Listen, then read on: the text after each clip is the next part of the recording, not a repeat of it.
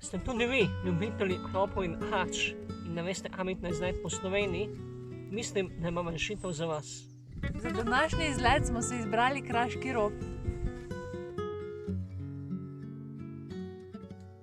Pot nas je vodila po primorski avtocesti do Črnega Kala, kjer smo si ogledali najdaljši most v Sloveniji in nadaljevali našo pot do vasi Sočerga, natančneje do cerkve svetega Kvirika, kjer smo pustili avto in se odpravili na 2-urni pohod do tako imenovanih istrskih ušes. Geološko gledano je to območje nastalo, ko se je afriška plošča zadela v Majopsako in se morsko dno dvignilo.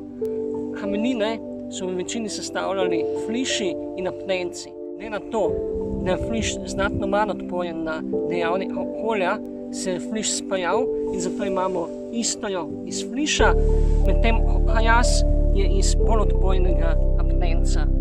Kraški Rob se razteza na 20 km dolgem pasu od Trsta pa vse do slovensko-hrvaške meje in je v preteklosti predstavljal naravno mejo med Habsburžani in Benečani. Na našem sprehodu smo naleteli na veliko reliefnih oblik, značilnih za Kras. Sem uvrščamo tudi previsne stene, imenovane spodmoli. Zaradi svoje ukrivljene oblike in posebnega zvočnega učinka so si prislužile ime istrska ušesa. Za območje Istre pa so značilni tartufi in psi, kot je tale tukaj, imajo odličen nos, da jih lahko najdejo. Hej, kje je tartuf? Kje? Kužer Joe sicer tartufov ni našel, smo pa na našem pohodu našli veliko drugih endemičnih vrst rastlin in živali. Pot od izhodišča do končnega cilja tehnično ni zahtevna in je zelo dobro označena, zato je primerna tudi za otroke in vaše hišne ljubljenčke. Naš enodnevni izlet smo nadaljevali z ogledom slapu Veli Vir.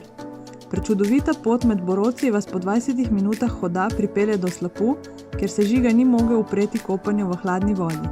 S tem se je naš izlet tudi končal. Do naslednjič vas lepo pozdravljamo.